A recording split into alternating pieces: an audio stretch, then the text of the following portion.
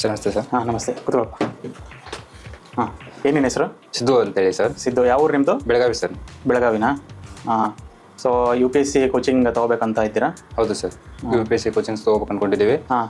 ನಂದು ಇತ್ತೀಚೆಗೆ degree complete ಆಗಿದೆ. ಓಕೆ. ಅವಾಗ ನಾನು ನೋಡ್ತಾ ಇರಬೇಕಾದ್ರೆ ಸರ್ಚ್ ಮಾಡಿದೆ, ಅದಕ್ಕೆ ಲಾ ಎಕ್ಸಲೆನ್ಸ್ ಗೊತ್ತಾಯಿತು, ಅದಕ್ಕೆ ಬಂದೆ ಸರ್. ಹಾಂ. ಓಕೆ, ಒಳ್ಳೆಯ ಡಿಸಿಷನ್ ತೊಗೊಂಡಿದ್ದೀರಾ. ಸೊ ನಮ್ಮ ಲಾ ಎಕ್ಸಲೆನ್ಸಲ್ಲಿ ಯಾವ ಥರ ಕೋಚಿಂಗ್ ಇರುತ್ತೆ ಅಂದರೆ, ಸೊ ನಮ್ಮದು class room based PCM course ಅಂತ ಇರುತ್ತೆ 1 ಇಯರ್. ಅದ್ರ ಜೊತೆಗೆ ಡೈಲಿ ಪ್ರಿಲಿಮ್ಸ್ ಕ್ವಶನ್ಸ್ ಪ್ರಾಕ್ಟೀಸ್ ಇರುತ್ತೆ, ಡೈಲಿ ಮೇನ್ಸ್ ಕ್ವಶನ್ ಪ್ರಾಕ್ಟೀಸ್ ಅಂತ ಇರುತ್ತೆ. ಆ್ಯಂಡ್ ಎವ್ರಿ ವೀಕೆಂಡ್ ಸಂಡೇ ನಿಮಗೆ ಟೆಸ್ಟ್ ಇರುತ್ತವೆ. ಸೊ ಆ ವೀಕಲ್ಲಿ ಯಾವುದಾಗಿರುತ್ತೆ ಅದ್ರ ಮೇಲೆ ಟೆಸ್ಟ್ ಇರುತ್ತೆ. ಅದೇ ಥರ ಮಂತ್ಲಿ ಒನ್ಸ್ ಮೇನ್ಸ್ ಟೆಸ್ಟ್ ಅಂತ ಇರುತ್ತೆ. ಸೊ ಇಷ್ಟೆಲ್ಲ ನಿಮಗೆ ಕ್ಲಾಸ್ ರೂಮು ಮತ್ತು ಪ್ರಾಕ್ಟೀಸ್ ಕ್ವಶನ್ಸ್ ಎಲ್ಲ ಮಾಡಿಬಿಟ್ಟು ನಿಮಗೆ UPSCಗೆ ಇಲ್ಲಿ ಕಂಪ್ಲೀಟ್ ಆಗಿ ರೆಡಿ ಮಾಡಲಾಗುತ್ತೆ ನಿಮ್ಗೆ. ಸರಿ ಸರ್. ಗೈಡೆನ್ಸ್ ಆಗಿ 1-to-1 ಇರುತ್ತಾ ಅಥವಾ ಬೇರೆ ಥರ ಇರುತ್ತೆ? ಹೌದು, ಇಲ್ಲಿ ಗೈಡೆನ್ಸಿಗೋಸ್ಕರ ಮೆಂಟರ್ಸ್ ಇರ್ತಾರೆ. 1-to-1 ಗೈಡೆನ್ಸ್ ಇರುತ್ತೆ. ಪರ್ಸ್ನಲಿ ನೀವು ಅವ್ರನ್ನ ಬಂದು ಮೀಟ್ ಆಗಿ ನಿಮ್ಗೆ ಏನಾದರೂ ಕ್ಲಾಸ್ ರೂಮಲ್ಲಿ ಕಾನ್ಸೆಪ್ಟ್ಸ್ ಕ್ಲಿಯರ್ ಆಗಿಲ್ಲ ಅಂದರೆ ಆ ಡೌಟ್ಸ್ನ ನೀವು ಮೆಂಟರ್ಸ್ ಹತ್ರ ಕ್ಲಿಯರ್ ಮಾಡ್ಕೋಬೋದು.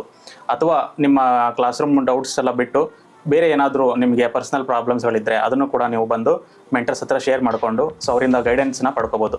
ಸೊ ಇಲ್ಲಿ ನಿಮ್ಮ ಒಂದ್ಸರಿ ಲಾ ಎಕ್ಸಲೆನ್ಸ್ಗೆ ಅಡ್ಮಿಷನ್ ಆದರೆ so till you reach your goal, that is ನೀವು IAS ಕ್ಲಿಯರ್ ಮಾಡೋವರೆಗೂ ಇಲ್ಲಿ ನಿಮಗೆ ಮೆಂಟರ್ಶಿಪ್ ಕೊಡಲಾಗುತ್ತೆ. ಸೊ ಇಲ್ಲಿ ಹ್ಯಾಂಡ್ ಟು ಹ್ಯಾಂಡ್ ಒಂದು ಹ್ಯಾಂಡನ್ನು ಹೋಲ್ಡ್ ಮಾಡಿ ನಿಮ್ಮನ್ನ ನೀವು ಸಕ್ಸಸ್ ರೀಚ್ ಆಗೋವರೆಗೂ ಇಲ್ಲಿ ಟ್ರೀಟ್ ಮಾಡಲಾಗುತ್ತೆ ನಿಮಗೆ.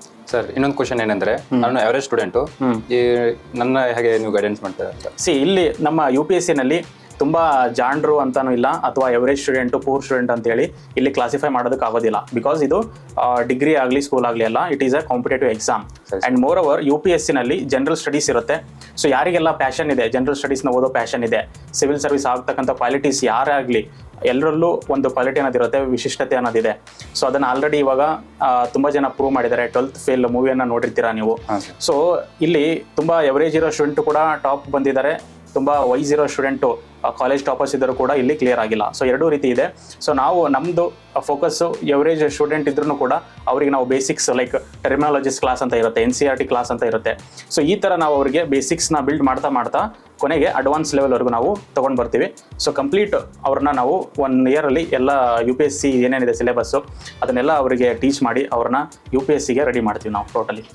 ಮೆಟೀರಿಯಲ್ಸ್ ಬಗ್ಗೆ ಹೇಳಿ ಸರ್. ಮೆಟೀರಿಯಲ್ಸ್ ಅಂದರೆ ಇಲ್ಲಿ ಕ್ಲಾಸ್ ನೋಟ್ಸ್ ಇರುತ್ತೆ, ಪ್ಲಸ್ NCERT ಸಮರಿ ಮಾಡಿರ್ತಕ್ಕಂಥ ನೋಟ್ಸ್ಗಳಿದ್ದಾವೆ ನಮ್ಮಲ್ಲಿ. ಓಕೆ, ಅದಾದಮೇಲೆ ನಾವು RRP ಅಂತ ಮಾಡ್ತೀವಿ, rapid revision program for prelims, ಅಲ್ಲಿ ರೆಡಿ ರೆಕ್ನರ್ಸ್ ಅಂತ ಹೇಳಿ ಇರ್ತದೆ. ಸೊ ಕಂಪ್ಲೀಟ್ಲಿ ಮೆಟೀರಿಯಲ್ ಸಪೋರ್ಟು ಇರುತ್ತೆ, ಮೆಂಟರ್ಶಿಪ್ ಸಪೋರ್ಟು ಇರುತ್ತೆ, ಒಳ್ಳೆ ಫ್ಯಾಕಲ್ಟೀಸ್ ಇದ್ದಾರೆ, ಎಕ್ಸ್ಪೀರಿಯನ್ಸ್ಡ್ ಫ್ಯಾಕಲ್ಟೀಸ್ಗಳಿದ್ದಾರೆ. ಸೊ ಕಂಪ್ಲೀಟ್ಲಿ ಒಂದು ಸಪೋರ್ಟ್ ಸಿಸ್ಟಮ್ ಇದೆ ಇಲ್ಲಿ UPSC ಕ್ಲಿಯರ್ ಮಾಡೋದಕ್ಕೆ. ಸೊ ಆ ಒಂದು ಕಂಪ್ಲೀಟ್ 100% ಸಪೋರ್ಟ್ನ ನಾವು ನಿಮಗೆ ಕೊಡ್ತೀವಿ. ಸರ್, ನಂದು ಕನ್ನಡ ಮೀಡಿಯಂ, ಹೀಗಾಗಿ ಅದನ್ನು ಈವನ್ ಕನ್ನಡ ಮೀಡಿಯಂ ಇದ್ರೂ ಕೂಡ ಸೊ ನಿಮಗೆ ಇಲ್ಲಿ ಇಂಗ್ಲೀಷಲ್ಲಿ ನಿಮಗೆ ಪಾಠ ಮಾಡಲಾಗುತ್ತೆ. ಬಟ್ ನೀವು ಟೆಸ್ಟ್ ಕನ್ನಡದಲ್ಲಿ ಬರೆದ್ರೆ ಸೊ ನಮ್ಮ ಮೆಂಟರ್ಸು ಅವರು ಕನ್ನಡ ಇಂಗ್ಲೀಷ್ ಎರಡಲ್ಲೂ ನೋಡ್ತಾರೆ. ಸೊ ಕನ್ನಡದಲ್ಲಿ ಬರೆದ್ರೂ ಕೂಡ ನಾವು ನಿಮಗೆ ಯಾವ ಥರ ಇಂಪ್ರೂವ್ ಮಾಡ್ಕೋಬೇಕು ಅನ್ನೋದೊಂದು ಗೈಡೆನ್ಸನ್ನು ನಿಮಗೆ ಕೊಡ್ತೇವೆ. ಸರಿ sir, thank you sir. Okay, thank you Siddu.